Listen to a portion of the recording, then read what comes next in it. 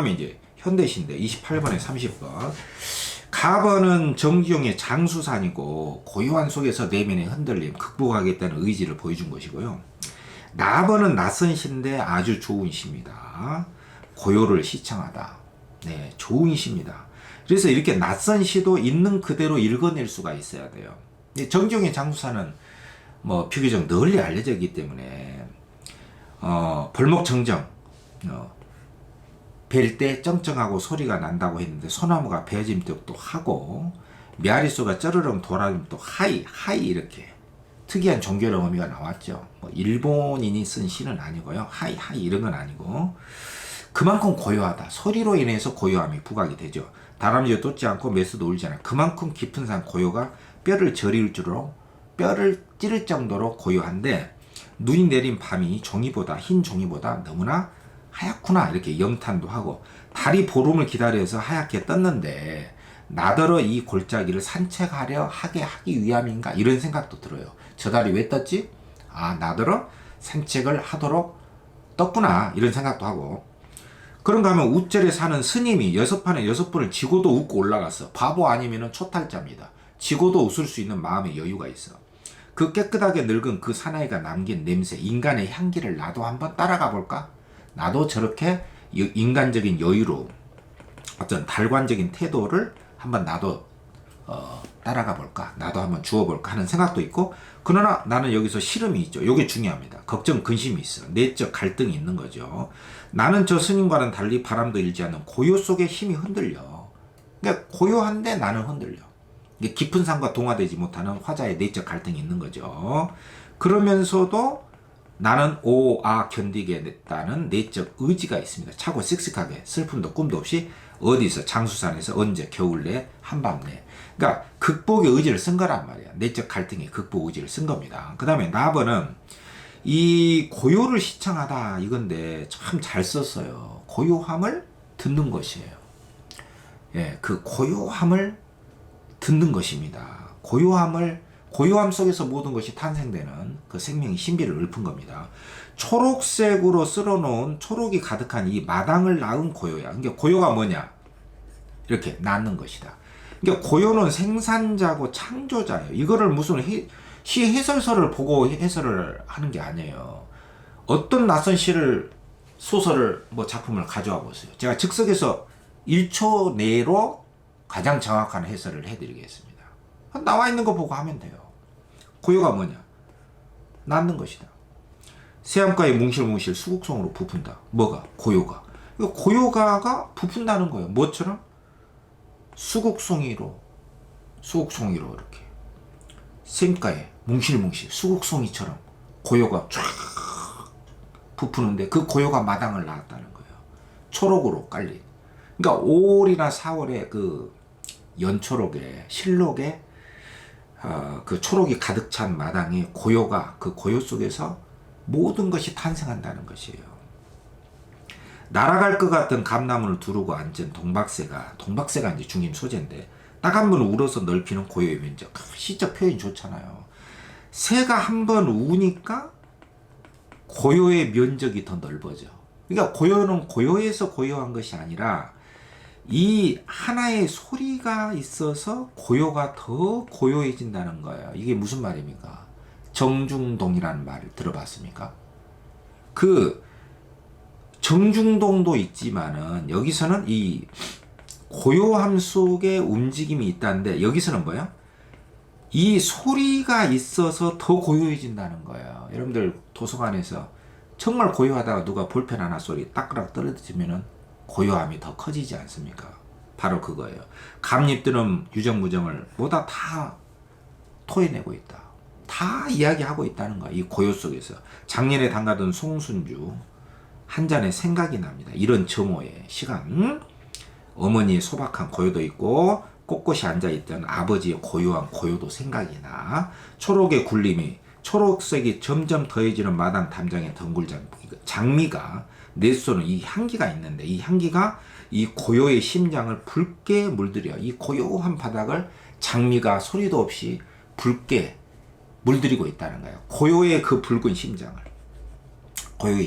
이 고요한 고요를 의인화 한 거죠. 나 같으면 이런 걸 냅니다. 고요를 의인화 한 거예요.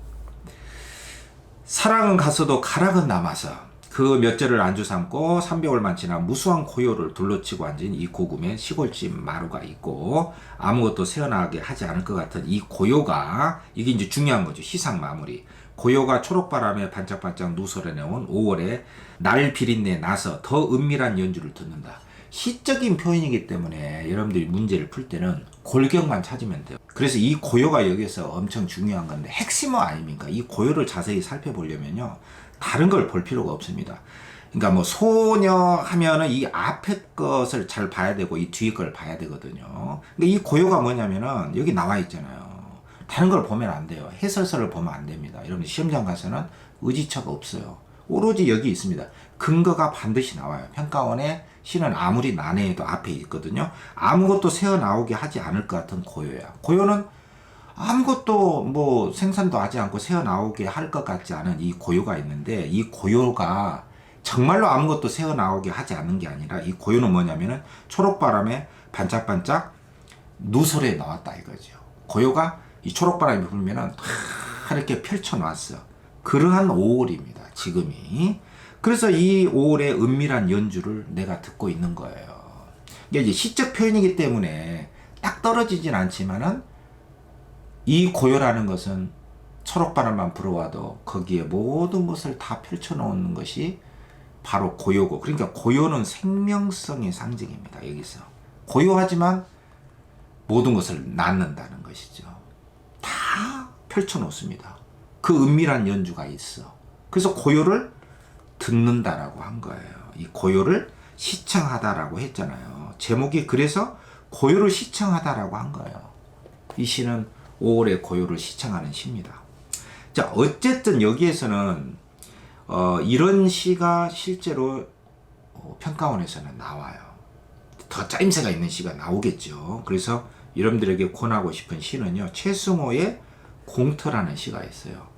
이 비어있는 공터에서 모든 것들이 창조되고 생성되는 이 주제가 비슷한 시인데 이런 게 나올 수 있습니다. 이거 나오면 내 겁니다. 여기서는 이걸 다 설명할 수 없으니까 문제만 보죠. 28번에 가에 대한 이해로 적절치 않은 건 뭐냐. 여기에 이제 그 정지용이 장수산이었죠. 큰 소나무가 변잎도 하이. 그만큼 이제 그 고요함을 강조하는 것이거든요. 쩌르릉 소리가 나니까. 소리 때문에 고요함이 더 커져. 근데 인간에게 아낌없이 내어주는 자연의 혜택, 이건 자연의 혜택인데 이 시는 자연의 혜택을 쓰는 것이 아니에요. 그래서 내가 해설해 놨잖아요. 여기 인과의 논리가 틀린 거죠. 벌목정정 깊은 산에서 커다란 나무가 베질 때 쩡쩡하고 나는 큰 소리라고 갑주에 나와 있어요. 나와 있으면 내가 한 게 아닙니다. 이렇게 큰 소리가 나는 것은 그만큼 산의 고요함을 강조하기 위한 것이지 자연의 혜택을 강조한 것이 아니다. 그래서 오답의 근거를 이렇게 쓰라는 거예요. 이게 틀려서 답인데 이게 왜 틀렸냐 확실하게 알아야 되잖아요. 그 다음에 이번에 다람쥐도 쫓지 않고 매수도 울지 않아. 그만큼 고요하다는 것이잖아요. 맞고 3번에 6판에 6번 치고도 웃고 올라가서 이건 바보 아니면 초탈자입니다. 그래서 새 속에서 벗어난, 이게 새 속에서 벗어났다는 게 탈속 아닙니까? 속세적인 승부를 떠난 것이잖아요. 뭔가 한계를 떠난 것이잖아요. 초탈입니다. 탈속이나 초탈이야. 탈속이나 초탈은 여기서 다 해당이 되는데 탈속과 초탈이 꼭 같은 것은 아닙니다. 탈속보다도 초탈이 더 커요. 탈속은 속세적인 것을 벗어난 것입니다. 그러니까 탈속은 초탈이지만 초탈이다 탈속은 아니거든요. 여기 내가 해설해놨잖아요. 장기나 바둑을 두면서 연거푸 쥐고도 우는 사람은 바보거나 욕심이 없는 사람일 것이다. 화자는 이 조찰이 깨끗하게 늙은 사나이의 냄새를 죽는다고 했다. 이 사나이 인간의 향기를 따르고 싶은 것이다. 지고 이기는 것에 승부가 없으니까 탈속적이면 초월적 인물이라고 할 수 있다. 세속적 이익을 벗어난 인물이 사나이다. 그러니까 맞다 이거죠. 그 다음에 4번에 바람 들이지 않는 이것과 힘이 흔들린다. 고요 속에 흔들려. 이것은 이 고요함에 동화되지 못하는 그만큼 내적인 고뇌가 있다. 맞는 것이죠. 아까 내가 설명했잖아요. 내가 해설해 놨잖아요. 바람도 일지 않는 고요 속에 화자는 힘이 흔든다는 것은 산의 고요함 속에서도 고뇌와 번뇌가 많아서 내적 갈등이 심하다. 산속 공간의 고요함만큼 화자는 산의 고요함에 동화되지 못하고 있다. 일치되지 못하고 있다. 그러니까 맞다 이거죠. 그러니까 내적 갈등을 겪으면서도 이겨낸다고 했으니까 5번도 꼭 견디란다. 이겨내고 있다. 이렇게 맞았으면은 맞은 근거를 이렇게 쓰는 게 정답 노트고, 틀렸으면 틀린 근거를 쓰는 게 오답 노트가 된다 이거죠. 29번 A에서 C에 대한 이해. 그러면 A 부분은 이제 C에서 새함은, A에서 새함은 부푸는 수국송이의 모습에 비유되어 풍성한 생명력을 낳는 존재인데, 이 풍성한 생명력을 낳는 존재가 누구냐 이거죠. 그럼 여기서 이 고요가 모든 것을 낳는다고 그랬잖아요. 이 고요함이 모든 것을 낳는다고 그랬거든요. 그랬으니까 이 새함이 모든 것을 낳는 것은 아닙니다. 그래서 이게 A인데, 그렇죠? 이게 A인데 지금 이 고요가 이 주어잖아. 마치 새함가의 뭉실뭉실 수국송이로 부푼다. 고요가 부푼다의 이 비유다 말이야. 비유. 근데 샘물이 모든 것을 낳는다 하면은 이게 바로 주체의 오류가 되는 거예요. 그래서 이게 왜 틀렸냐를 써야 됩니다. 이거 내가 써놨잖아요. 생명력을 낳는 존재는 고요고, 새함가의 뭉실뭉실 수국송으로 부푸는 것은 고요의 생명력을 뭐 했다? 비유한 것이다. 그래서 틀렸다 이거죠. 2번 A에서 마당을 물들인 초록이라고 하는 것은 B에서 점점 확산돼서, 이 B에서 점점 이제 확산이 되잖아요. 그러니까 초록의 굴림으로 초록이 모든 것을 다 굴림한다. 요게 이제 B인데, 여러분들 알기 쉽게 여기에 B입니다. 이게 A였단 말이죠. 그러니까 초록의 굴림이 점점 심해진다. 초록 빛깔이 더 많아져. 거기에 장미가 향기를 더하고 있잖아요. 그렇기 때문에 계절감을 더, 5월의 계절감을 더 부각한다. 맞는 것이죠. A의 마당은 B에서 내가 해설해놨죠. 초록의 굴림이 더해지는 마당으로 확대됐고, 덩굴잘미가 내쏘는 향기는 붉은 장미가 퍼지니까 굵은 진동으로 고요함을 물들이고 있다고 해서 5월의 계절감을 드러내고 있죠. 뭐 겨울의 계절감이겠습니까? 그리고 B에서 초록은 마당 위에 굴림하는 존재로 묘사돼서 붉은 진동을 방해한다가 아니라 그 붉은 진동이 고요 속에 퍼지는 것이잖아요. 퍼져가고 있기 때문에 방해한다는 것은 틀린 말이다 이거죠. 예. 그래서 왜 틀렸냐를 여기다 확실하게 쓰고, 그죠? 1번도 확실하게 쓰고 2번만 확실하게 맞는 것이고, 그 다음에 4번에 B에서 마당에 굴림하는 초록은 초록바람으로, 초록이 초록바람으로 이제 바뀌었잖아요. 계절이 바뀔 것임을, 근데 초록이 초록바람으로 바뀌었다고 해서 계절이 바뀌지는 않잖아요. 이거는 5월입니다. 그래서 틀린 말이고, 5번 C에서 초록바람은 5월이 누설하는 것들을 감추어 줌으로써 5월의 신비로움이 지속되도록 한다. 그랬는데 이 초록바람이 5월이 누설하는 것들을 감추어 준다 가 아니라 다 퍼뜨린다라고 했잖아요. 여기 아까, 그러니까 고요는 내가 해설해놨잖아요. 고요는 초록바람에 5월을, 고요가 다 초록바람 속에 다 펼쳐놨다 이거죠. 그러니까 초록바람이 5월이 누설하는 것들을 감춰준다. 초록바람이 또 주체도 아닙니다. 고요함이 초록바람 속에서 다 펼쳐놓는다는 거죠. 고요는 생산자예요. 그러니까 내가 이 해설해놨듯이 고요는 초록바람에 5월을 다 펼쳐놓았기 때문에 5월이 누설한 것들을 감추어둔다. 이런 것은 틀렸다라고 한 것이죠. 그러니까 왜 틀렸냐를 자기가 여기다 쓰면서 체킹을 하세요. 그래서 오늘 제 해설 강의를 들으면서 여러분들이 틀린 것은 어떻게 쓰고 맞은 것은 어떻게 맞다라고 쓰는가를 여러분들이 익혀야 됩니다. 30번 보기를 참고해서 가나, 이제 두 개가 비슷하니까 고요함이 나왔죠. 자, 고요함을 형성하는 방식이 다르다. 가 다르고 나 다르죠. 또한 고요에 어울리는 다양한 소재, 강학제 이미지 있다. 자, 이제 제시문을 보면, 이제 선지를 보면, 가의 눈과 밤이 종이보다 하얗다. 너무나 하얗다. 눈 내린 밤이니까. 눈 내린 겨울 달밤. 당연히 맞죠. 그 다음에 2번에 나의 화자가 떠올린 추억 속의 엄마하고 아버지는 이런 정오의 고요에 어울리는 인물이다. 엄마의 소박한 고요. 아버지의 그 묵묵한 고요, 당연히 이 고요에 어울리는 화자의 부모님을 이야기한 것이기 때문에 뭐 고요하고 어울리지 않고 고요를 파괴하는 부모님 이런 걸 쓴 것이 아니잖아요. 당연히 이건 맞는 것이고요. 여기도 제가 해설해 놨잖아요. 어머니의 소박한 고요, 묵묵한 고요는 고요와 조화된 인물이다. 그러니까 당연히 맞는 것이고요. 3번에 메아리 소리 쩌르릉, 또 동박새가 딱 한 번 울어서, 이런 것들은 전부 다 고요함을 강조하기 위한 소리를 보여준 거죠. 소리를 통해서 고요를 강조하게 한 표현이거든요. 그렇기 때문에 고요한 상황이 부각되도록 했다는 건 맞는 거죠. 제가 또 해설해 놨잖아요. 당연히 맞는 것이지만 알아도 왜 이게 맞았나. 소리를 통해 고요함을 강조하고 있다. 고요함 속에 어떤 소리를 통해 고요함을 더 크고 깊게, 그 고요의 면적을 넓게 하는 것이 소리다. 말하자면 동을 통해서, 동적인 걸 통해서 정적임을 더 강조하고, 또 소리를 통해서 고요함을 강조하게 되는 이런 표현 기법이기 때문에 당연히 맞는 것이고요. 4번에 가의 고요가 차라리 뼈를 저리울 정도로, 그 고요가 완전히 뼛속 깊이 스며드는, 이런 것은 촉각적 이미지고요.